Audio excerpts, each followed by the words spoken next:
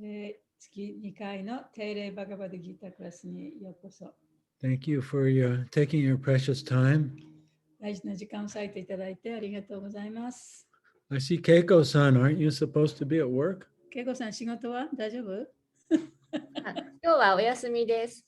Today's holiday. あ、そう。よかった。今、ゴールデンウィークだからね。Oh, good week. Oh, so thank you everyone for sharing your gold with us. ゴールデンウィークのゴールドを私たちとシェアしてくださってありがとう。So we're still on chapter 2. Today we're going to be looking at verse 70. いまだに第2章ですけど、今日は70節からいきますね。Yeah, and I don't mean to be so repetitive, but remember that all the verses we're reading now are in the context of verse 55.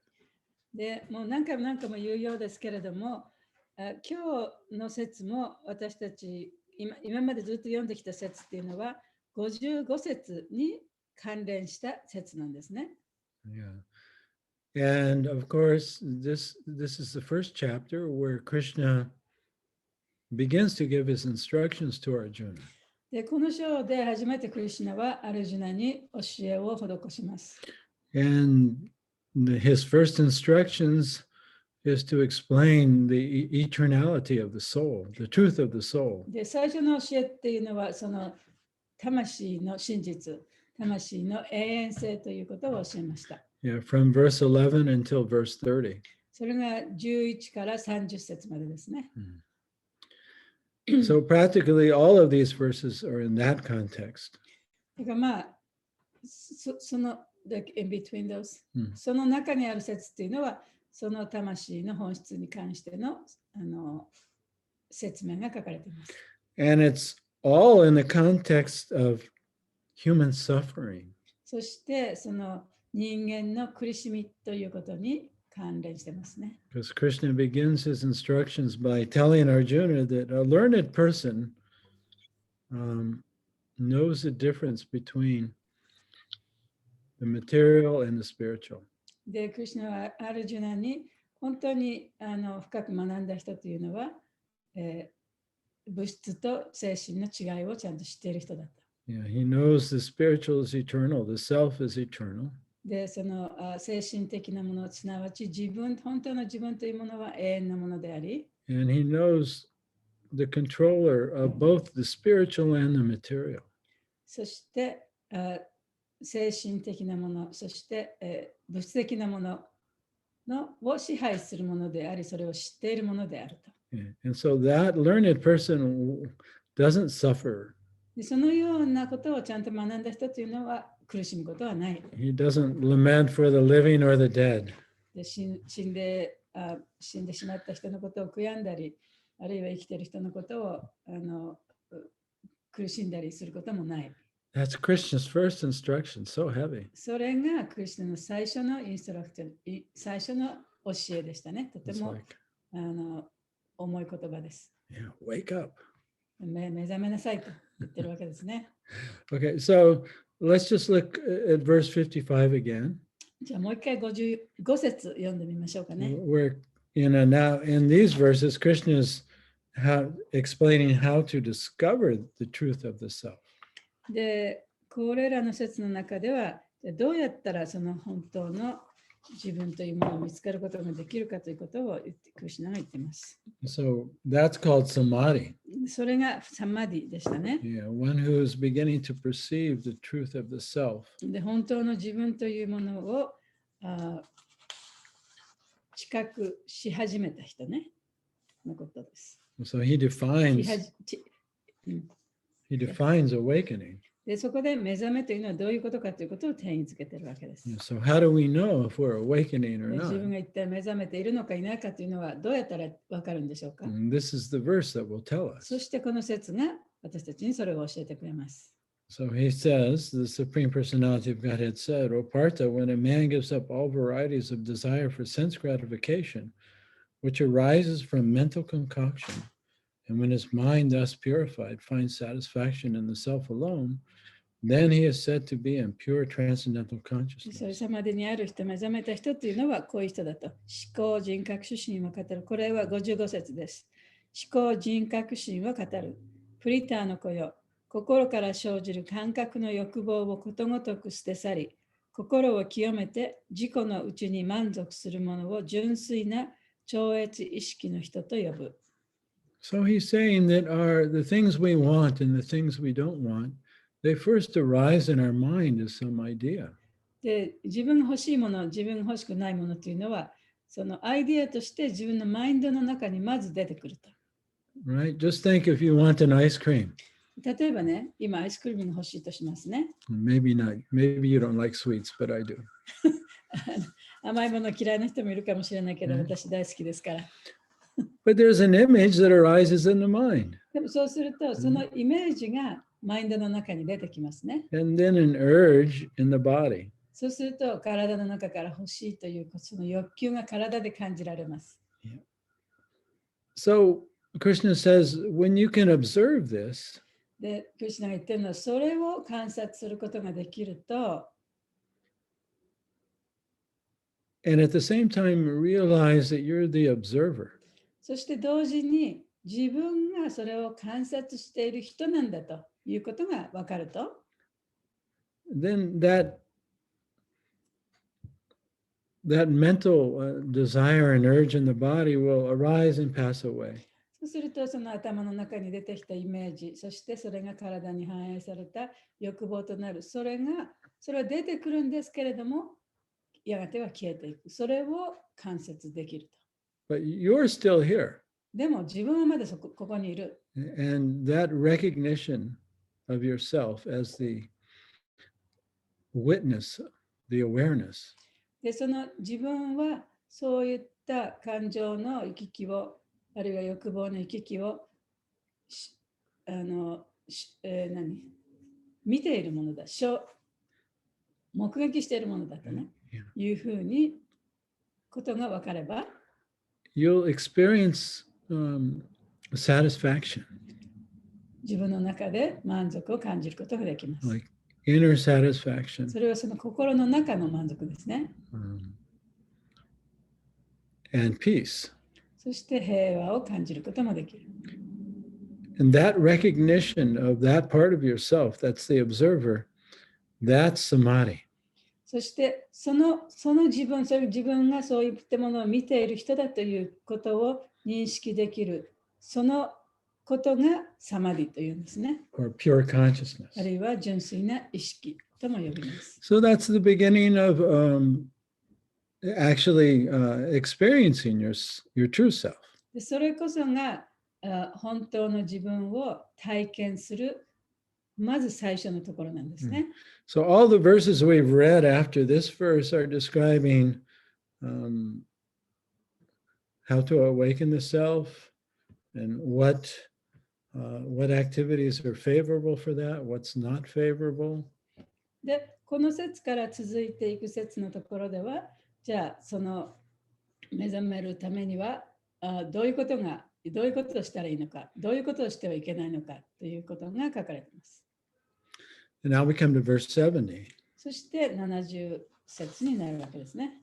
So again, it's worth pointing out that all of these verses are about how to discover the truth of the self. だからこれらの節ってすべてね、どうやったら本当の自分を見つけることができるかということだとも言えます。And it's this discovery of the self that alleviates one's suffering. そしてその自分を見つけることができると苦しみから自由になることができる。Not trying to run away from it. でそういうものから逃げ出すのではなくて、Not running away from the thoughts in the mind or the urges in the body. 体の中に浮かんでくる、あるいはマインドの中に浮かんでくる感情や感覚、そして思考から逃げ出すのではない。That's what we normally do. で普通はね、そういうことしてしまいますよね。We spend our whole life planning how to get what we want and how to avoid what we don't want.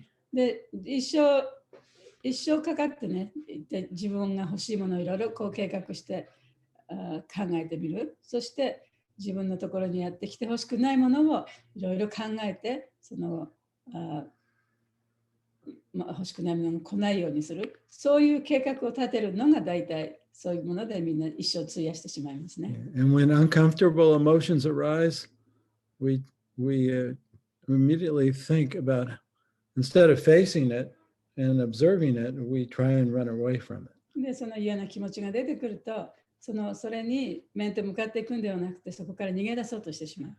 Yeah, so, and this causes us to remain identified with the mind and で the そうす body. ることによって自分がこのマインドであり体であるっていうことをますますね、そういうふうに思い込ませてしまうんですね。Yeah, so this is the knowledge Krishna explains before he gives any other knowledge. で、この知識こそが他のどんな知識を私たちに与えてくれる前にクリシュナが私たちに教えてくれたことなんです。 Even before he gives knowledge of himself, で、 he クリ gives シュナ knowledge of the self, us. でクリシュナご自身の知識を与える前にね、で私たちのそのことについての知識を与えてくれたわけですね。 Okay, so let's look at 70. じゃあ70節見てみましょうか。 Yeah, so this chapter only has 72 verses. It's the second longest chapter in the Gita. で、この章は72節あるんですね。で、これはバガバダギーターの中の一番長い節の一つでもあります。 Yeah. Chapter 18 has 78 verses, 18章は78節ありますね。 and chapter 2 has 72 verses. で、チャプター2、2章は72節あります。 Yeah, so most of the other chapters are much shorter, half as long, really. で、他の章っていうのはだいたいこの半分ぐらいしかないですね。 Except for maybe chapter 11. 11章はちょっと長いかもしれません。 It has 55. 55節あります。 Okay, so let's look at verse 70. I'll chant the Sanskrit, then we'll do the word for word translation and purport. で70節を、サンスクリット語を読んで言葉の訳から翻訳そして解説に入ります。 Om Namo Bhagavate Vasudevaya. ナモバガバテワスデバヤ。 Om Namo Bhagavate Vasudevaya. ナモバガバテワスデバヤ。 Om Namo Bhagavate ナ Vasudevaya. モバガバテワスデバヤ。 Apuryamana Machala Pratishtam Samudramapa Prabhashanti Yadvat Tadvat Kamayam Prabhashanti Sarve Sashanti Apnoti Nakama Kami Apuryamanam, プリヤマーナン、 always being filled. 常に満ちている。 Achala Pratishtam, チャラプティシタム、 steadily situated. しっかりと位置して。 Samudram, サムジャン、 the ocean. 大海、 Apa, アパ、 waters. 水、 Pravishanti, プラビシャンティ、 enter. 入る、 Yadvat, ヤドバ、 as. 何々のように、 Tadvat, タドバ、 so. 大変、 Kama, カーマ、 desires. 望み、 Yam, ヤム、 unto whom. その人に、 Pravishanti, プラビシャンティ、 enter. 入る、 Sarve, サルベ、 sa. Sarva is all. すべ Sa, て、 sa, サルベさ、その人、 that person. Okay.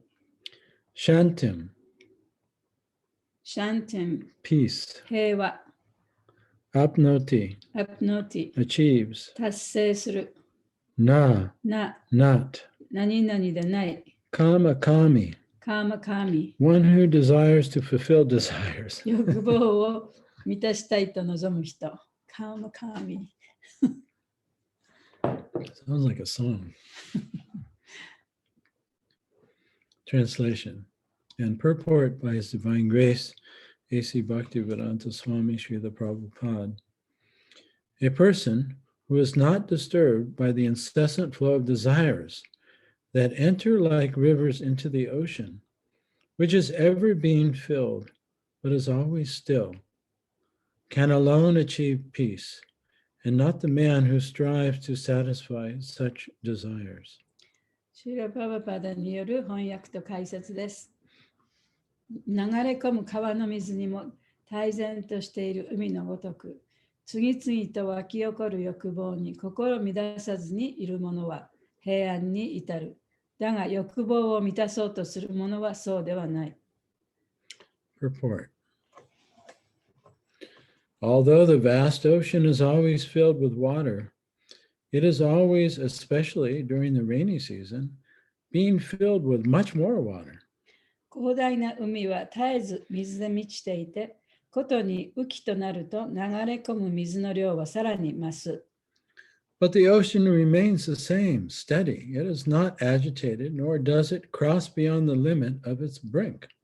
それなのに海は変わらない。乱されることなく、海岸線を越えることなく、いつも平然と同じでいる。This is also true of a person fixed in Krishna consciousness. 安定してクリシュナ意識でいる人はこの状態と同じである。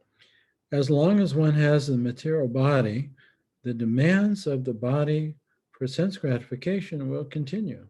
肉体を持っている限り、肉体に関する欲望は続く。The devotee, however, is not disturbed by such desires because of his fullness. しかし、献身者は常に満たされているので、そのような欲望に乱されたりしない。A Krishna conscious man is not in need of anything because the Lord fulfills all his material necessities. クリシュナ意識の人は、クリシュナによって必要なものが満たされているため、他の必要性を感じない。Therefore, he is like the ocean, always full in himself. つまり、海のように自己の内で満ち足りているのである。The desires may come to him like the waters of the rivers that flow into the ocean, but he is steady in his activities and is not even slightly disturbed by desires for sense gratification. 川から海に流れ込む水のように欲望は押し寄せはするが、やるべきことの妨げにはならないし、そういう快楽を満たしたいという気も起こらない。欲望はあっても、それに取り合わないのがクリシュナ意識の人の証である。This is the proof of a Krishna conscious man who has lost all inclinations for material sense gratification, although the desires are present. ち Because ょっと待って。uh-huh. 欲望はあってもそれに取り合わないのがクリシュナ意識の人の証である。Because he remains satisfied in the transcendental loving service of the Lord, he can remain steady like the ocean and therefore enjoy full peace. 思考主への超越的な愛情奉仕に満足しきっているので、海のように悠然とし平安を味わっている。However, others, who want to fulfill desires even up to the limit of liberation, what to speak of material success, never attain peace. しかし、自分の望みを満たそうとする人は、それがたとえ下脱に関する望みであっても、決して平安を得られないのであり、物質次元の成功を望む者が得られないことは言うまでもない。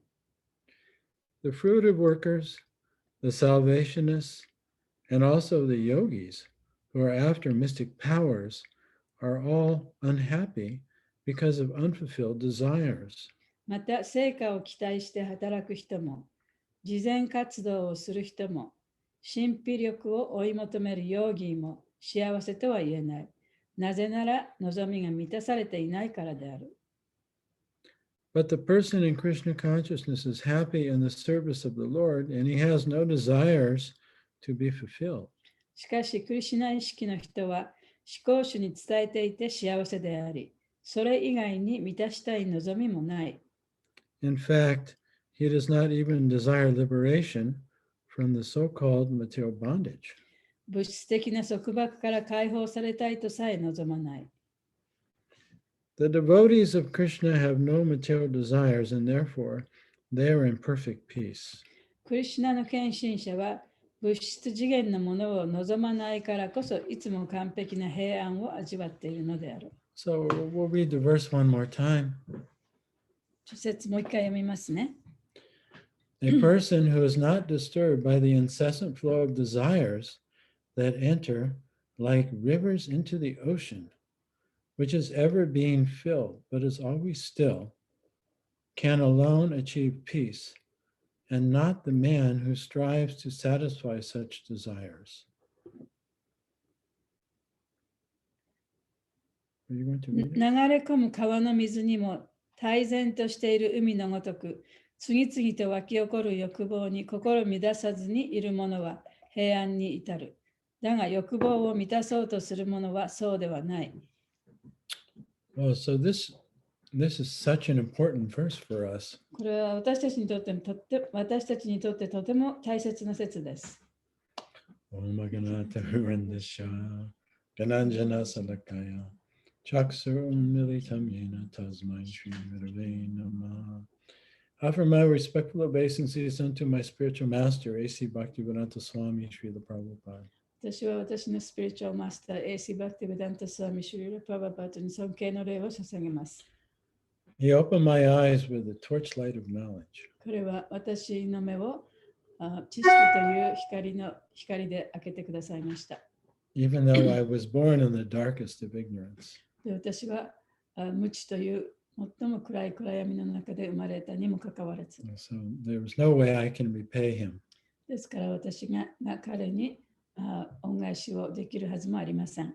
Except to try and share his teachings with others. で彼の教えを他の人にと一緒にシェアする以外には他の術はありません。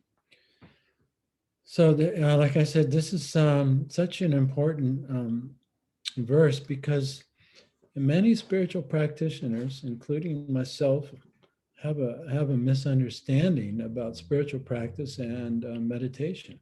その多くの精神修養をする人というのは私も含めてですけれども、その精神修養というものに対する誤解を持っているんですね。For example, most people or many people have the misunderstanding that meditation means to stop thinking. で、多くの人はその瞑想というのは考えを止めることだというふうに誤解しています。Of course, the mind never stops thinking. もちろんマインドはね、その考えることを止めることなどはしません。So if you think that chanting, meditating on the Hare Krishna mantra means that you won't have other thoughts. だからそのチャンティングをする、あるいはその神の名前を唱える瞑想をするということがね、そういうことをすれば、他のいろんな考えは頭の中に浮かんでこないと思っている人もいるかもしれません。Yeah, so if you believe that, それをそういうふうに信じていれば、then you'll be very frustrated with your chanting. そして自分のチャンティングにとてもね、イライラするでしょう。Right? Or if you're meditating on the breath. であるいはその呼吸に瞑想をしているとしたら、And you keep having thoughts about eating ice cream. で呼吸に瞑想をしている最中にそのアイスクリームを食べたいというようなことをずっと考えてた。You'll get more frustrated. そしたらすごく心がイライラしますよね。And the more frustrated you become, the more thoughts you'll have. でそうやって心が乱されれば乱されるほどまた他の考えが浮かんでくる。And very soon you'll give up. そして間もなくそれを諦めてしまうかもしれない。その瞑想をね、諦めてしまうかもしれない。Yeah, so you're not giving up meditating or chanting. You're giving it up because you have a misunderstanding of the process. だからその方法についての誤解があるから瞑想だとかあるいはチャンティングをね、諦めてはいけない。Yeah, so Krishna is saying that if you're a yogi, it doesn't mean that your desires or your thoughts are going to stop. たとえヨギであってもね、その人からその思考や感情が消えてなくなるわけではありませんと、クリシュナは言ってるんですね。He says, actually, no, they're flowing like rivers. でそれは川のように流れ出てくるものだと。Right? And actually, we have 3 rivers going on.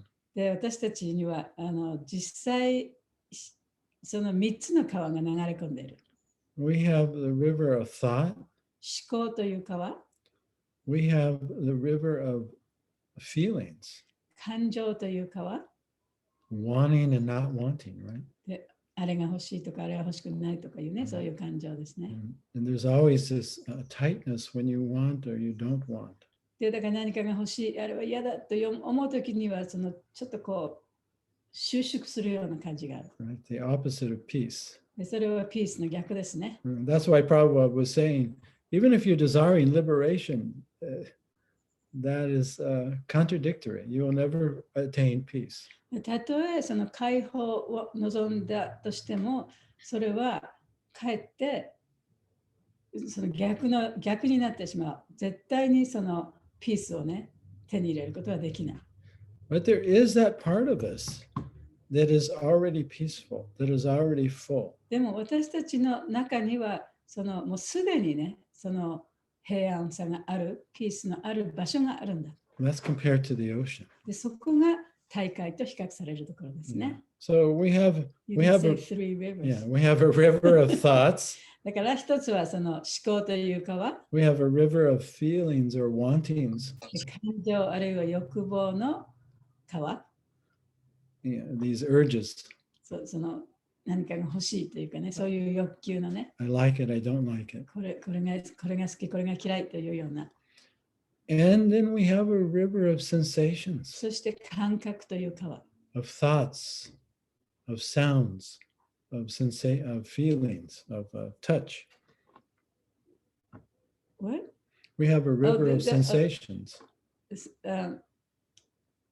感覚という川、それは思考あるいはその自分の感情、そういうものから起きてくるものが感覚ですね。体に映し出されるもの。 Yeah, so even like when you sit to chant or you sit to watch your breath, there's constant sights and sounds, hots and colds, sensations are coming like rivers. だからたとえね、じゃあ自分はこれから瞑想しよう、これからチャンティングしようというふうにこう座ってやったとしても、その例えば暑かったり寒かったり、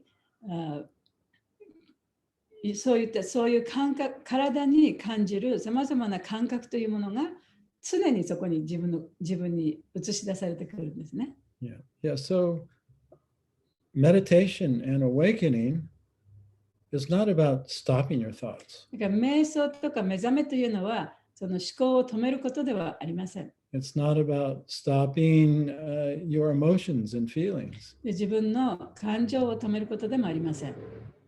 In fact, just the opposite, really. で実際問題それは本当は真逆なことなんですね。 And it's not about stopping what you see or what you hear. で自分が聞こえるもの、見えるもの、そういったものを遮断することでもない。 It's about changing our relationship with our thoughts, with our feelings, and with our sensations. でそれは自分の感覚、自分の思考、自分の感情とのそれをどういうふうに自分を関係づけるかというその関係性を変えていくことなんですね。Yeah. Mostly we resist what we like, what we want and don't want. 自分が欲しいもの、欲しくないものを考えたときにそれをちょっとこう拒否しようとする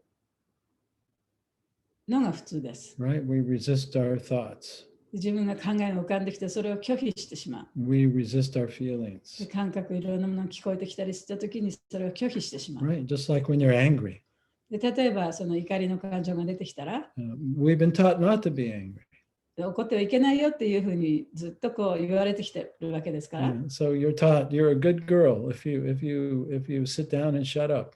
で何も言わないでね、ただおとなしくもう口を閉じていればそれでいいんだよっていうふうに教えられてきたわけですよね。 We have that image of a good girl. でそういう自分がそのいい子でいるというイメージがあるわけです。 So even if we're angry, たとえその怒りが出てきても、 we push it down それを心の奥底に押し込んじゃうんですね and。smile. で顔では笑ってる。 Right? If the man at the office, says to you, "Oh, you're such a good-looking girl." それはあんまりいい例じゃないけどだから会社で誰か男の人がね、今日なんか綺麗に見えるんだねとかって言われたら、kind of sexual harassment, right? ちょっとセクハラですね。You're seething with anger, but you just smile. セクハラでいろんなことを言われたときに、やっぱり本当は頭の中ではもう煮えたくる怒りがあるんだけれども、顔では笑ってその怒りを押し殺してる。So according to our self-image, we're very good at hiding from our own self what we're feeling.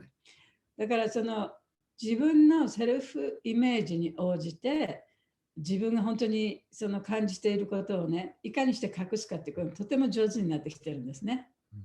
And we're very good at suppressing and avoiding how we feel. 自分の感情をね、抑制したり、あるいは人に見せないようにすることがとてもうまくなってるわけです。Yeah, so this is trying to actually satisfy our ego, our desire. で、それは結局自分の望み、自分のエゴをね、満足させようとしてるっていうことになるわけですね。Yeah, so we have this river of thought. で、それと私たちには川のようないろいろな思考が湧いてきます。We have this river of feelings. そして川のような感情が出てきます。And we have this river of そ sensation. して川のような感覚が出てきます。But basically, we're unconscious of it. でも、基本的に私たちはそういうものに気づかない、無意識でいます。And we're reacting. でただただそういうものに対して反応するだけ。And we're hiding. そして自分を隠しているだけ。We're running after what we want. And we're, running away from what we don't want. で、自分の欲しいものの後を追い求めたり、自分に来てほしくないものから逃げ出したりする。Yeah, so we're reacting to this ocean, we're reacting to the rivers. で、そうやって私たちは毎日、私たち自分のところに押し寄せてくる川から川にただただ反応してるだけなんですね。And we're mostly unconscious of what we're thinking, what we're feeling, and how we're reacting. ほとんどの場合は、大体何を考えてるか、何を感じてるか、どんなことを感覚として受け入れてるかっていうこと、そういうことに対しても無意識である。そしてどんな反応をしてるかっていうことにも無意識である。そういう状態でずっと生きてるわけです。So Krishna is pointing out here that as long as until we change how we're relating to this river and we just reacting, we'll never attain peace or we'll never wake up. で、ここでクリシュナが言ってるのは、こういう川が押し寄せてきたときに、ただただ反応しているだけでは、絶対に目覚めることはないよっていうふうに言ってるんですね。So how do we discover that we're the ocean and not the river? じゃあどうやったら自分はこの川ではなくて本当はこの大海なんだよっていうのをどうやったらわかるんでしょうか？ It's actually by curiously and intently observing our thoughts and our feelings and our sensations. それはね、ちゃんと興味を持ってそして意図的に自分の思考だとか感情だとか感覚をね観察することから始まります。To sit and to watch. ただただ座ってそしてそれを見る。Yeah, so to take some time away from the TV. だからテレビを見ている時間をね、そういうものに当てなきゃいけない。Away from the cell phone. 携帯を見ている自分から離してあげなきゃいけない。Away from the computer. コンピューターから離れなきゃいけない。Away from other people. 他の人からも離れなきゃいけない。Yeah. And just sit. で、ただただ座って、And just be. そしてただそこにいる。And in our process, to chant the holy name. そして、私たちの方法は、そこでもそういう形で聖なる皆を唱える。But to be very alert. でもとてもね、やっぱりしっかりと見なきゃいけないんですね。Yeah, to alert to when a thought arises and そうやって distracts the consciousness. 自分の中に思考が出てきたときに、考えが浮かんできたときに、それに気がつかなきゃいけない。Yeah. そしてそれを意識しなきゃいけない。But we changed our relationship to that thought. しかし、私たちはやがてその思考とどんな自分が関係性があるかということをね、だんだん変えていかなきゃいけないんですね。We no longer think the thought is me. だから、この思考は自分だとは思わなくなる。It's just a thought. ただの考えであってね。We can label it. Oh, there's the past, there's the future. で、そこでもって、今は過去を考えてるな、未来を考えてるな、未来だな、過去だなっていうレッテルを貼ればいいんですね。I'm the one looking at it. で、私がそれを見てる人だと。You're not trying to get rid of it. で、それをなくそうとしてるわけではない。You're not judging yourself for having it. で、そういう考えが浮かんできたことに対して自分を批判してるわけでもない。Actually, you're a curious observer. で、本当の自分というのはそういうものを関心を持ってこう眺めている人なんですね。You're the ocean of awareness. だからあなたはその意識の大海なんだ。And there's the thought. 考えが出てきた。Or maybe, in your interaction with others. あるいはその他の人との付き合いの中でもそういうことがあるかもしれない。Something frustrating occurs. 例えばなんかイラッとすることができた。That always happens in intimate relationships. それはもうその近しい関係の中ではそういうことよくありますね。あ When り you ます。when you're sharing the same space, right? 同じ空間にね、その小さな空間をシェアしなきゃいけないときはやっぱりそういうことが起こります Yeah, ね。so it's going to happen at home, at work, お家でもそうかもしれない。 on the 仕 train, 事でもそうかもしれない。電車の中でもあるかもしれな on い。 the bus, バスの中でもあるかもしれない。 in the temple, お寺の中でもあるかもしれない。 wherever we're with others. で他の人といるときには必ずそういうことが起こります。 There may be frustrating at times でそういうふうにね、ちょっと不満な時があるかもしれない。 where anger arises そうするとそこにちょっと怒りが出てくる。 or judgmental thoughts あ arise るいはあれがどうだこうだっていうふうに裁くね、 and 気持ちが出てくるかもしれない。 an urge to get away. そうすると、そういうところにいたくない、そこからどっかに行こうという気持ちが出てきます。 So we try and satisfy that urge. そうするとその望みをね、満たそうとする。 So Krishna is saying, if you try and satisfy that urge, that actually is not going to bring you peace. でしかし、クリシュナが言ってるのは、その望みを満たそうとすると、その行為はあなたに平和を与えないよと言ってるんですね。 But in that moment, if you face your anger, でも、そのイラッとした感情、怒りの感情が出てきたときに、それと面と向かえば、 or face the frustration, あるいはその怒りだの、イライラだの感情とちゃんと向き合えば、 or the urge to get away, あるいはそこから逃げたいという感情と向き合えば、 and bring that same kind of kind curiosity to it.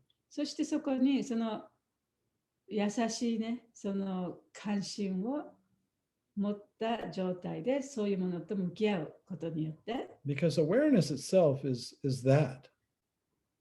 It's just curious awareness. その意識というか自覚というのはね、そういう、本当にちょっと関心を持って認識するっていうことでしかないんですね。 It actually has compassion. そこにはその同情心もある。 This is the nature of human life. それが人間のその性の差がなんですね。 Right? Humans are ignorant. 人間というのは無知であると。 Humans are unconscious. 人間というものは無意識であると。 Humans are selfish. 人間は自己中心であると。 Humans are afraid. 人間は怖がってる。Humans are craving to be approved of and accepted by で、 others. 人間は他の人に認めてもらいたいと強く思ってる。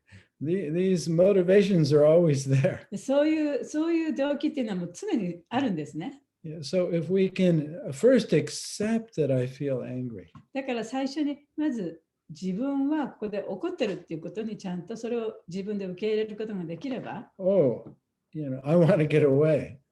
あるいはここにいたくないっっていう感情があるなっていうことをちゃんと見てあげられれば、 I want to change this で person. この人を何とかして変えたいというその気持ちがあるということが分かると、These are my ocean. These are my rivers of thoughts and で feelings. それは私自身の川なんですね。その考えの川であったり、感情の川なんですね。Yeah, so it's a combination of curiosity, acknowledgement, and compassion. でそういう関心を持つこと、そして同情心を持つこと、curiosity, compassion, And this awareness. そしてそういうことがあるよというそういう自覚。Then the mind and the heart そう relaxes, するとマインドとかね、心がね、リラックスしてオープンするんですね。 and the ocean of awareness is there. そうするとそこには意識のね、大会がある。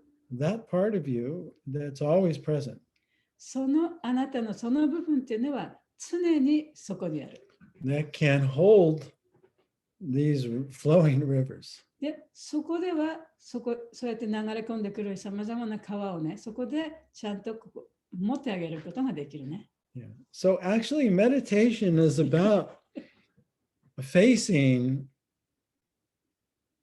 these rivers and changing one's relationship towards だ them. から瞑想っていうのはそういう川をちゃんと認識してあげることであって、そしてそれは自分とどういうふうにね関連しているのかということを変えていくこと、そういう考え方を変えていくこと。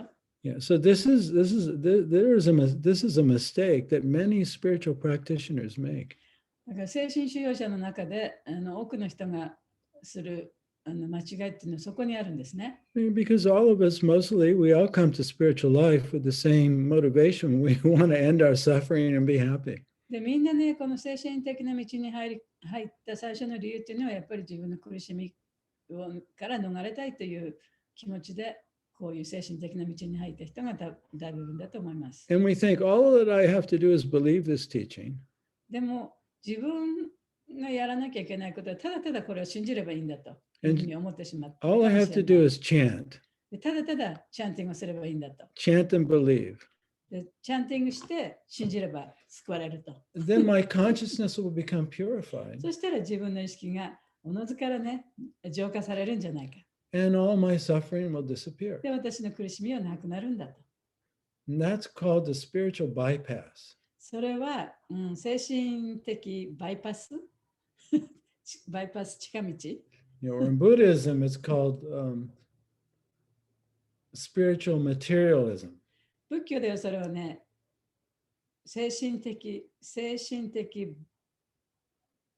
物質性というふうにも言うかもしれません。Yeah, so we cannot escape facing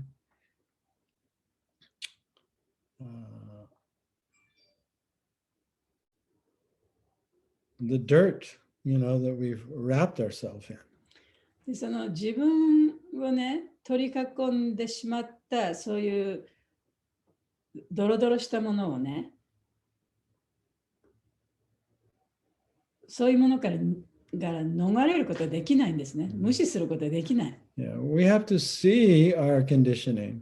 自分がどういうふうに習慣づけられて、条件づけられてきたのかということをちゃんと見なきゃいけない。We have to bring it to で consciousness. それを意識の中に出していかなきゃいけない。Yeah, conscious of what thoughts we're repeating day after day. で、毎日毎日同じようなことをね、何回も考えてる。 Because それ most, にやっぱり面と向かって見なきゃいけないね。because most of our thoughts, the stories we play in our head, we play the same stories almost every day. で、毎日自分の頭の中でいろいろなそのストーリーが作られて、いろいろな考えが出てくるけど、大体は同じようなことしか出てこないんですね。 And we do it unconsciously それただ無意識にそういうことが頭の中で行われている。 because we haven't been trained to just sit and watch it. それはちゃんと座ってそういうものをその見つめなさいということをそういうトレーニングを受けてないから。And how to change our relationship to those thoughts. そしてそういう思考と自分との関係性というのをね、変える方法というのを学んでないから。Yeah, or how to take responsibility for our feelings. で自分の感情に対してどういうふうに責任を持っていったら責任を持つのかということを学んでない。Yeah, so suppose we chant for 2 hours a day. で例えばね、1日2時間チャンティングしたとして、And most of the time while we're chanting, we're just following our story thoughts that we had the previous day. 大体の時はその2時間チャンティングしていたとしても、前の日に考えた自分の頭の中でのストーリーをまた繰り返しているに過ぎない。And then all the 22 hours a day that we're not chanting, we're also just unconsciously following those stories. その他の22時間でチャンティングをしていない他の間ですね、もうそのストーリーがずっとこう頭の中でぐるぐるしてる。And most of those stories are, we're trying to satisfy our desires. で、そのストーリーの大部分はどうやって自分をその満足させるかっていうことに関連してるんですね。Which is how to get what we want. でそれは自分の欲しいものを手に入れる。And how to get away from what we don't want. で、自分が欲しくないものからどうやって自分を逃げるか、そういうことですね。Yeah, so then we can't we can't expect to become very happy or peaceful, even after years of so-called practice. で、そういう状態ではね、その何年間その修練しても本当の意味での幸せになることはできない。Yeah, so Krishna, first he's teaching us here that there's no spiritual bypass. That doesn't work. だから、クリシュナはここでね、その精神的な近道はないよって言ってるんですね。And also, spiritual life isn't about stopping the rivers of thoughts and feelings and sensations. そして、その精神的生活っていうのは、思考や感情や感覚を止めることでもないよということも言ってます。Spiritual practice is about coming into a right relationship with our thoughts and our feelings and our sensations. 精神的修養というのは、思考や感情や感覚と自分はどういうそういうものと関係、どんな関係にあるのかということを、その関係性を変えていくことなんだよと。Yeah, so we have to be alert and accepting and compassionate, actually, towards our thoughts, towards our self-image, towards our feelings, and towards our sensations. 自分の思考や自分のセルフイメージ、あるいは自分のさまざまな感覚、そういったものを常にね、気づいて、そしてその同情の心を持って優しくね、関心を持ってちゃんと見てあげなきゃいけない。Yeah, so this actually takes a lot of bravery, a lot of courage, でそういうことをするっていうのはね、とても勇気がいることなんですね。 and a lot of honesty. そして正直さも必要 Right? です。 It's hard to admit when we're angry 自分が怒ってるのを認めるのはね、やっぱりちょっと難しいかもしれない。 or we're lusty. あるいは他の人にね、なんていうの、情欲を持ってるのはね、自分にそういう気持ちがあるっていうのを認めるのは難しいことかもしれない。 Or we're feeling mean. あるいは他の人にちょっとね、意地悪な気持ちを持つ。So here's the important thing is, no matter how much spiritual practice you do, だからどんなにたくさんその精神的な修養をしたとしても、the rivers will continue to flow. 川は常に流れ込んでいるんですよ。If you think they're going to stop or you judge yourself because they haven't stopped, then you've misunderstood. で、その川をね、止めようとしたり、あるいはその川が流れ込んでるからといって自分を批判したりすると、それは間違いですよ。I remember I had this one student, a male student at a yoga. I had a male student at a yoga studio that I used to teach at. で、私は昔そのヨガのスタジオでね、教えたことがあるんですけれども、そこに一人男性の生徒がいました。And I taught there pretty regularly for about 5 years. そこで5年間ぐらい教えたんですけれども、定期的に。And I just remember particularly this male student, he was very sincere. で、その一人の男の人なんですけど、とっても真剣な人だったんですけれども。And he used to chant, he used to sit. で、ちゃんと座って瞑想したり、チャンティングもしてました。And he was very good at acknowledging his thoughts and his feelings. で、自分の感情や思考をちゃんとこう認めてあげることもできた。And he had a lot of experiences of being very peaceful and happy. そして、その心を落ち着かせてね、そのハッピーな気持ちになるっていうことも、何回もそういうことがあったね。But at the same time, every few months, he would be overwhelmed with depression. でも彼はそうね、2、3ヶ月に1回ぐらいはそのうつ状態に起こっちゃうんですね。And sometimes it would last for days or weeks. そしてその何日間も何週間もそのうつ状態が続くことがあった。And at that time, he couldn't practice. で、その時はその修行を続けていくことはできなかった。And so he told me about that. He asked me, what should I do? そして彼がね、先生のところに来ていて、私はこういう状態なんですけど、どうしたらいいんでしょうかと聞いたわけです。And so I told him, I said, you're experiencing sometimes a river of depression. で、私は彼が言ったのは、あなたはそのうつというね、その川を体験してるんだと。And how are you relating to it? で、それに対して自分が一体どういうふうに自分とそのうつとどういう関係があるかということをずっとそのうつの間にね感じてるんだ。He says, when I feel depressed, of course I want to run away from it. で、私はそういううつの状態になるともちろんそのうつの状態から抜け出したいと思ってます。And also, I'm judging myself for it. で、自分を批判してると。And I'm saying to it, why are you still there? で、なんで自分はまだここにいるのか。I'm doing all this spiritual 私は practice. こういうね、こんなにたくさんいろんな精神的な修行を積んでるの。But you just keep coming back. でも、このうつっていうのは常にまたいつ私のところにいつも帰ってきてしまう。So I told him, I just see if you can bring a little compassion to it. で、そこでね、私が彼に言ったのは、そういうことが起こったときにね、自分に対してあまり強く言わないで、少しこの同情の気持ちを持ってみたらどうかと。Can you be the space of awareness? あなたはその意識という空間になることができるか。And just for now, can you allow the depression? Can you hold the depression in the space of your awareness? そして今だけね、そのうつという状態をね、その意識の空間の中に置いとくことはできますかって聞いたんですね。And instead of pushing against it, で、そのうつの状態から逃げようと、それを押しのけようとする代わりにですね。right? Because that's one way to relate to it, right? で、その押しのけようとするのは、そのうつと自分の関係をそういう一種の関係性ですよね。Like I say, just talk to it. ただそのうつ状態に話してみなさい。And I know you come here to be with me for a few days or a few weeks. そのうつさんね、あなたはその私と共にいるためにここ2、3日あるいはここに2、3週間いたいと思ってここに来てると思いますよ。Yeah. And I'll just hold you here as long as you want to で stay もあな with た me. がここにいたいだけ私はあなたをこの自分の意識の中に入れといてあげますよ。So the bouts of depression still came. でもその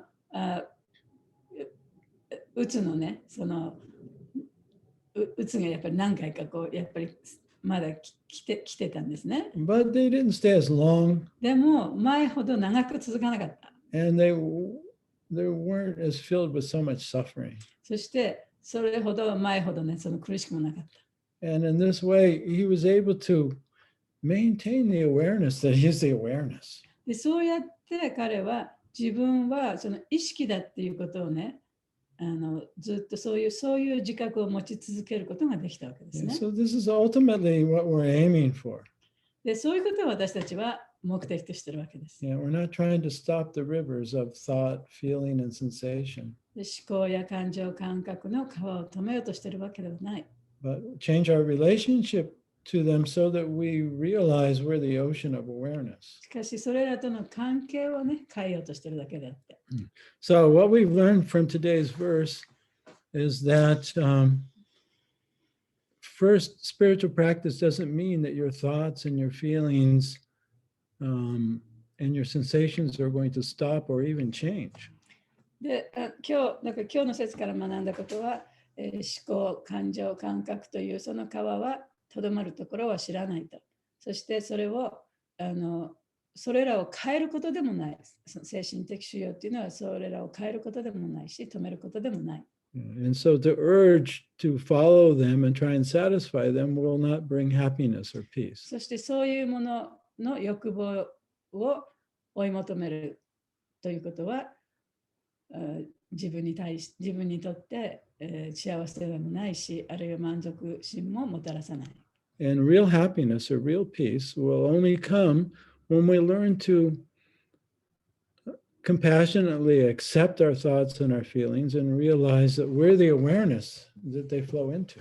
そしてその本当の幸せと満足感というのは、そういった思考、感情、感覚というものがあるということをちゃんと認めてあげて、それを同情の心を持ってて、ちゃんと見てあげたときにね、初めて起こると。And so this is how we can apply this verse to our daily practice, especially the practice of chanting. で、こういうことをね、私たちの日々のそのチャンティングの中で、やっぱり学んでいかなきゃいけないことなんですね。And also in our sadhana, in our relationship with others. そしてサダナ、つまり他の人とのその付き合いの中でね、こういうことを学んでいかなきゃいけない。Because that's when we're actually tested. で、その人との付き合いの中で私たちはそういう試練があるんですね。Yeah. It's very easy to just go to a cave somewhere で、どっかホラーナでね、自分でやってる分には何もないけれども、or isolate ourselves. あるいは他の人と全然付き合わないで一人でそれをやってる分には何もない。But actually, that's just a way of trying to get away from our thoughts and our feelings. それは自分の感情とか思考とかね、そういったものから逃げるのと同じですね。Yeah. So, no spiritual bypass doesn't work. だから精神的な近道というものはありませんよと。So, where are we here? So, does anybody have any questions or anything they want to share? Anything they've taken away from い today? いですか？どうぞ。はい。ありがとうございました。なんだろう。思考とか感覚とか感情を、見て気づいて、で、一緒にいてあげてっていう、あと同情心を持ってっていうところは、なんとなくわかるんですけども、その後に実際に受け身じゃなくて自分から主体的に能動的に動いたり行動しなきゃいけない時ってなんかそこで止まっちゃって動けなかったりすることがあるんですけれども、それを感じた後の動き方っていうか行動の仕方についてちょっと教えていただきたいなと思いました。She understood how you become aware of your thoughts, feelings, and perception. And then you would look at them with compassion. But then what kind of action you have to take after that? It's understood. She can understand how she can do that and hold it and just kindly hold it, you know. But then you have to make some kind of action. So how do you do that? And what kind of action you're going to take? Well, give me an example. 例えばどんな場合ですか？具体的な例は今すぐにはないんですけど、例えば人から何か言われたときに、ちょっと不快だなと思いましたと。で、ただそれを言い返すことじゃなくて、自分の中で感じて、分かりましたって言って流してしまうのか、それともいやいや私はこう思ったからこういうふうに話したんですよって自分の心の中から言うのかっていうところかなって、そう思って私は今自分のことを説明するように今努力はしたりとかしてるんですけども、それが勇気がなくて言えない時もたまにあって、そこについてですかね。Sometimes some people says unkind words, you know, to you, and you can kind of see, well, you have a little bit frustration building up, and maybe some even anger, but then you don't want to react to the words that people say. You might say, oh, okay, you know, and then you might say it later, or you would kind of explain why I said this way, or I did this thing. Or you would explain like that, or, you know, how does that work? Well, usually in the moment, you know, a lot of times we react just according to whatever our pattern is. 大体その瞬間的に反応するのは自分が今まで生きてきたそのパターンでもって反応しますよね。And at the same time, because we're practicing this practice, we're much more aware of our thoughts and our feelings than we used to be. でも以前よりはちゃんと今この感情を感じたりすることを勉強してるわけだからそういうこともできると。So later on, when you can have a moment to reflect and things have calmed down. で、そのシチュエーションがちょっと落ち着いた後ね。で、自分でその感情をちゃんと感じた後で。And you notice that, you're angry at the person. で、例えば自分はその相手の人のことをちょっと怒ってると。Yeah, and you were sending them evil thoughts. で、すごい嫌な感情をね、相手に対して持ってると。You can just admit that. で、それを認めてあげて、自分がそういう気持ちがあるということを認めて。Right. That actually below that is a fear of not being good enough. Or... まあその水面下に何があるというと、自分はきっとその相手の人から見てね、good enough ではない、十分ではないと見られてるんだなっていう思うから怒りが出てきたり不快な感情が出てきたりするわけじゃない？ Yeah, and so the Lord's in the heart watching all this. しかし、あなたの心の中にいる神様はちゃんとそれを見てる。And then if you can admit what your thoughts were, and what your feelings それ were. で自分の感情とか思考をね、そこで認めることができると、And say you're sorry. ごめんなさいと。And just and with compassion, though, that it was like, yeah, see my ignorance, see my unconsciousness, see my fear. で、それはその同情心の心を持つというのは相手に対してでなくて自分自身に対してね、自分はこんなにも無知だった、自分はこんなことも分からなかったという、その自分に対して同情心を持つということですね。Yeah, when you get to that point of taking full responsibility for your thoughts. で、それは自分の思考に対して完璧な責任を取るということにもなります。That doesn't mean that the other person is correct. They have their own problems. それは相手がね、正当だっていうことではないね。相手は相手で自分に問題があるわけだから。Really, it's like two egos dancing, right? ただそれは2つのエゴがぶつかり合っただけであってね。Yeah, so you take responsibility for your ego. だから自分は自分のエゴに対して責任を取らなきゃいけない。And then, something opens up at that point. そうすると、やっぱり心の中で何かがオープンするね。Yeah. Now you no longer feel so angry towards that person. そういう気持ちが出てくると、相手の人に対してもその怒りとかちょっとイラッとした気持ちはなくなるかもしれない。あるいは減少するかもしれないね。Yeah, because you see your own ignorance. でそれ自分のその無知をちゃんと見たわけだから。Then you can send that person love and light, hoping that they can also be happy, be safe, and be free of their ego. そしたら相手の人に対して、その相手の人もまたそのエゴがなくなってね、ハッピーになって、安全に感じることができるようになるようなエネルギーを送ってあげる。And you can allow them to be the way they are. そしてその相手もまた自分のままで、その人のあるがままのその人でいられる、いらさせてあげることができるようになる。Yeah. So what you can do actually is to allow the other person to be the way they are without judging them for how they are. だから相手がどんなことをしたとしても、その人をジャッジしないで、そのまま置いておけるようになる。Yeah. So in other words, you don't have the problem, they have the という problem. のはね、問題はね、あなたですよと。私は問題ありませんよと。You've done your part. 私がやるべきことをちゃんとやりましたよ。And they have to learn their lessons. で、だから相手の人も自分のその人のレッスンも自分でちゃんと勉強していかなきゃいけないわけだから。Yeah, so what we want to do is to be more compassionate towards ourselves and towards others. だから自分自身に対しても相手に対してもその同情の気持ちを持つということですね。Yeah, and if you want to, you can even be nice to that person in spite of how they are.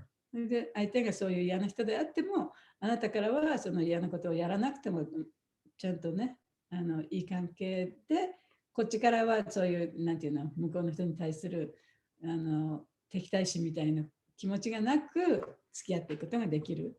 Keep your inner temple clean. そうすることによって自分の心の中のテンプルをね、こう清いままに保つことができる。I don't know if that's helpful. どうでしょう。はい、ありがとうございました。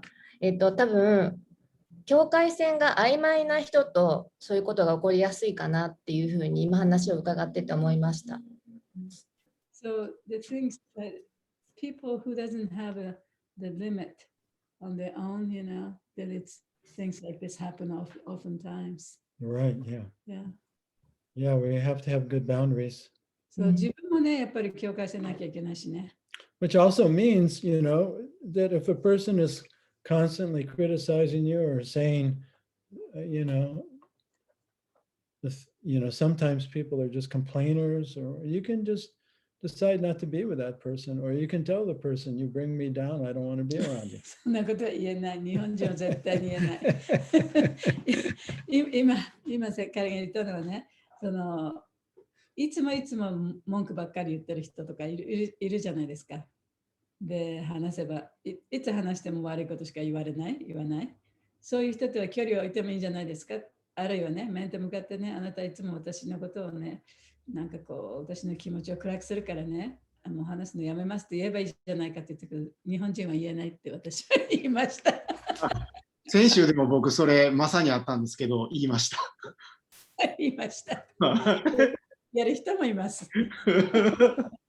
I know myself, when the politics were getting so crazy here before the last election and Trump, I just told people, don't mention his name around me. I don't want to talk about it. そう、ね、トランプさんの選挙の時の辺はもうすごい政治の話がものすごくこっちでも盛んでね、いろんな人がやっぱりそのトランプさん側にいなくてもトランプのことを悪くいろいろ言ったりすることでものすごいそういう政治的な話がたくさんあったんですね、友達同士でも。で、彼はそういう人に対して私はそういうことは一切話したくないから私の周りではそういう話をしないでくれと言ったそうです。Yeah. So I mean, being compassionate and accepting of others doesn't mean that you don't set boundaries, especially for people that don't have any boundaries. だから同情心を持つっていうことはね、その境界線をなくすということではないね。ちゃんと自分の境界線を持たなきゃいけない。同情心、そうそう。はい。Yeah, so you keep them out of your house, but not out of your heart. だから、内から外に出てってもらうのはいいけど、心から出してはいけませんよと。You still try and send them, light. そういう相手の人にね、やっぱり光を送ってあげなきゃいけない。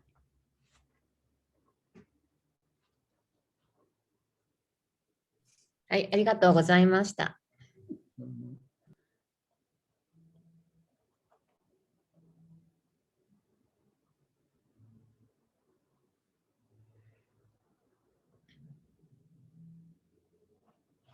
That's a good analysis about the river, huh? Yeah, this is one of my favorite verses. やっぱりこの川の話っていうのはちょっとね、やっぱり腑に落ちるところがあってね。って言ったら、これは私の好きな説の一つですって。Because I was also thinking, I have to stop my thoughts, I have to stop my feelings, but that doesn't work. But if you bring them to consciousness, then they automatically actually stop. Or they just go into the river. I mean, into the ocean. で、私も昔はね、やっぱりその考えとか感情をね、殺してすることが瞑想だと思っていたけれども、actuallyそういったものが出てきたときにそれを意識の中に意図的に出してあげて、そしてすることによって心の中の大海に流れ込んでいく。そうやって消えていくんだ。So they're not stopped, but the ocean can absorb them all. だから川が止まるわけではないけれども、大海が、海がね、それをすべてこう受け入れてくれる。そういう状態になるんだ。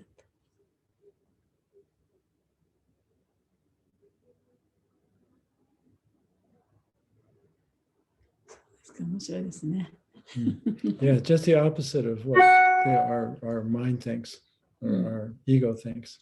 そう自分のエゴがね、考えることと本当に反対のことですね。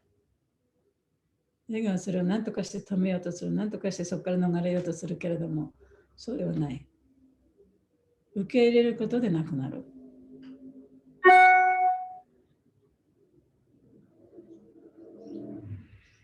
So anybody else? 他の方はありますか？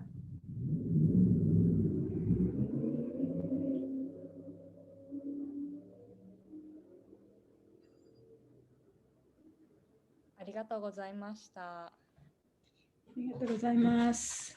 今日の説すごく入ってきました。すごくわかりやすいのとお話も。で、特になんかセルフイメージに応じて自分の感情を隠すのが上手になっているっていうところがもう本当そうだなと思いながら。Yeah. According to your self-image, you become really good at hiding your feeling. So that was really interesting part. And then, yeah, we become like that. Well, the Buddhists call that spiritual materialism. 日本語で訳したらどういうふうに言うかね、その精神的な物質性みたいな。So sometimes we're doing spiritual life, but behind our motivation is actually our ego. それはどういうことかというと、その精神的な修行はしているんだけれども、その動機がね、自分の自我を通じてやってるということですね。So we're doing service not actually to please Krishna, but to please our self-image. だから奉仕をしていても、本当はクリシュナを喜ばせていないで、自分のセルフイメージを上げようとしてる。Which doesn't bring happiness ultimately. そんなことをしてもね、本当の意味で幸せをやってきませんね。Or inner peace. あるいは心の平和もない。But the ego is so good at hiding that. でも、エゴはね、それを隠すのはとっても上手ですから。We're saying we're doing it for others, but really. で、本当に他の人のために一生懸命頑張ってると言うけれども、本当のところはって聞くとね、どうでしょうね。But a lot of what's motivating us is fear of what other people think, fear of rejection. だから本当に自分がいろんなことをやってるのはね、他の人から認めてもらわれなかったらどうしようとかね、人から嫌われたらどうしようとか、そういうのをこう恐れていろんなことをやらなきゃいけなくなっちゃってますね。How we dress, how we speak. それはどんなことを話すとか、どんな洋服を着るとか。We know exactly what to say to impress others. で、他のことを感心させるためにどんなことを言ったらね、人が感心してくれるかっていうこと、ちゃんと誰も知ってるんですね。And when we get so used to doing it, we don't know we're doing it. で、それもずっと長年やってきたことだからね、もう自分がそんなことをやってるなんてそういう感覚もなく、もう出てきてしまうね。So if we don't have this regular practice of sitting every day and just being. だからただね、一日にこの一回座って、ただそこにいる、そういう修練がないと。Even 10 or minutes or 2 hours just away from everything else and just to sit there with the river of thoughts and feelings. で、ただ他のね、いろんなコンピューターだとか、携帯だとか、そういうもの何もなく、人もいなく、ただ一人で座って、そこでその自分の中に湧き出てくるその川ですね、さまざまな川、それとともにいるっていう、そういう訓練をしていかなきゃいけないね。And then we develop this capacity to be present. で、そうすると、プレゼンスになるという、その可能性が出てくる。Well, this capacity to do it, to be present. プレゼンスになることができるようになる。And then then we're much more present in our daily actions and activities, and we can start to catch when we're just serving from the ego. そうすると、その日々の生活の中でね、自分がどんなことをやっていても、あるいはどんな状況にあったとしても、自分のエゴが働いているのかということをちゃんとキャッチできるようになる。And see when that's motivating our so-called spiritual life. 自分のその精神生活をやってるのはね、自分のエゴからやってるのか、本当にクリシュナのためにやってるのかということをちゃんと見極められるようになるね。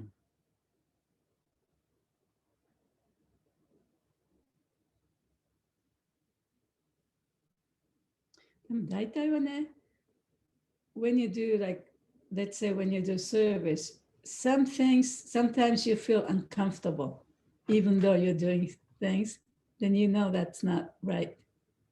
Right, exactly. Yeah. そう、だから例えば報酬しててもね、ちょっとあまり乗り気でないって言ったらおかしいけど、その本当にハッピーって感じながらやってる奉仕と、やらなきゃいけないからやろうかなみたいな奉仕とね、あんまりそのカンフィタブルでない気持ちっていうのが出てくると思うんですよね。でその時に、これは自分がやっぱりエゴからやってるからあんまりカンフィタブルではない。そんなにやりたくないけどでもやろうかなみたいなふうになってるなって、そこでちょっとわかるかもしれないですね。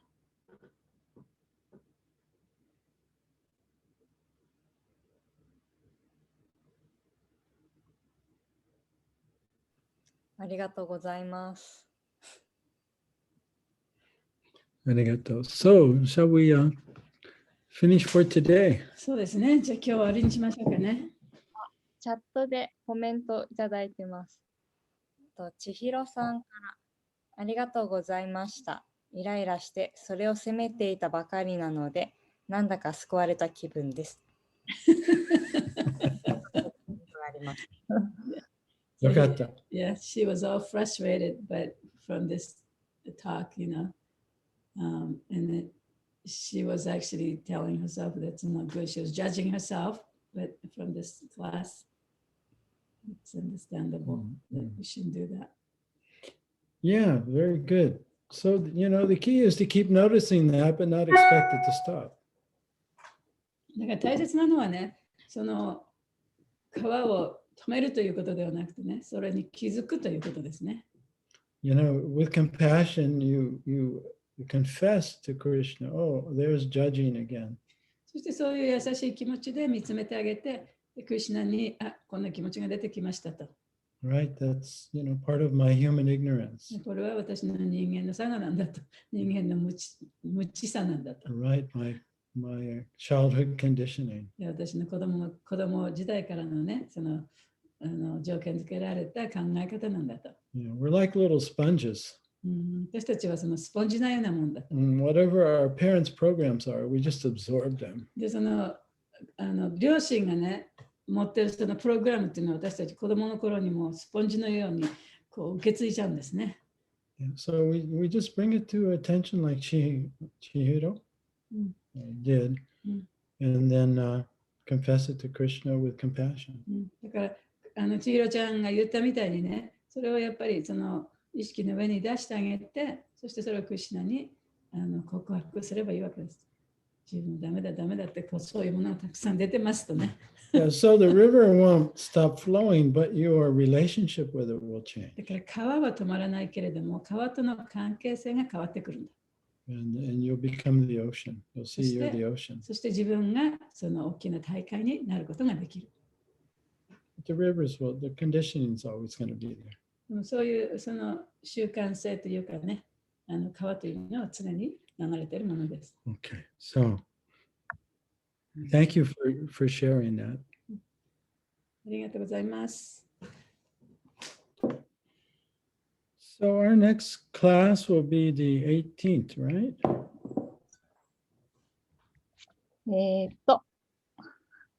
はい、18です。5月8日の火曜日ですね、次回は。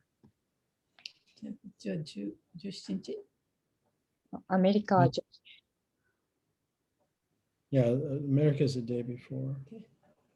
So we may finish the chapter. We'll see. もしかしたら、じゃあこの章を終えることができるかもしれませんね。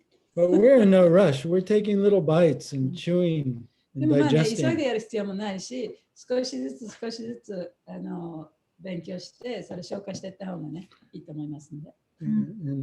And some, in some other chapters, we may cover more verses than one each time, but chapter 2 is so important. 他の章ではもう少しね、早くやるかもしれないですけど、その第2章というのは本当に大切なところなんでね。At least I'm very attached to it. So. で少なくとも私はとってもその第2章に執着しておりますので。Well, it's great to be with you again. こうしてまた皆様と一緒にいられて大変嬉しいです。Thank you all for your presence. プレゼンスをありがとうございました。May you all be happy 皆さんが幸せになりますように、 and safe 安全でいられますように、 and awake to the river of thoughts, feelings, and sensations. 思考や感情や感覚の川に目覚めることができますように。All glories to Prabhupada and all glories to Krishna and Arjuna. ハレクリシナ。ありがとうございます。サッチャデーバプラブキー。じゃあ、ありがとうごマハリアざいます。スリラプラブキーじゃい。あありがとうございます。りがとうございます。あ Krishna. ハレクシナ。 Local listeners. じゃあ終わります。